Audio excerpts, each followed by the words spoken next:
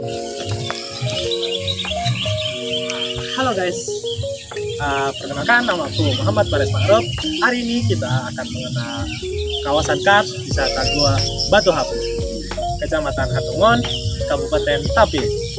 Ikut aku jalan-jalan, explore kawasan Kars Gua Batu Hapu ini.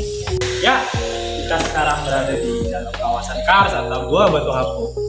Yang menarik di sini banyak sekali ornamen-ornamen yang bentuknya abstrak atau tidak beraturan. Contohnya sebelah sini lihat, itu ada yang bentuk pilar, stalaktit, stalagmit, hingga gordin yang membentuk gorden. Ayo ikuti aku ke gua yang lebih dalam.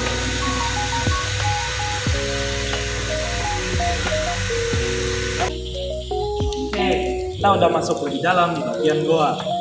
Kita berada di zona senja.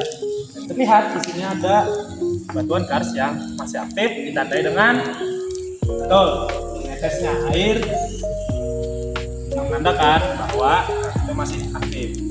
Tapi di sini dominan dengan kars yang tidak aktif. Oke, kita lanjut ke gua selanjutnya. Oke, kita telah sampai di bagian gua selanjutnya. Kalau biasanya kita sebut sebagai zona senja, gelap. Nah, di sini ditandai ornamen yang semakin abstrak bentuknya dan semakin besar, binatang yang semakin banyak, dan tentu saja cahaya yang semakin sedikit di bagian dalam gua ini.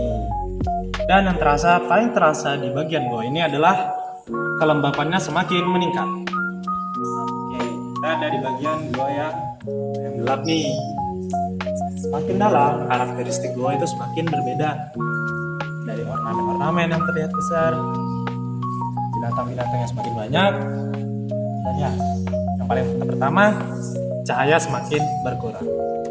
Nah, setelah sampai di zona tadi, kita lanjut ke zona terakhir.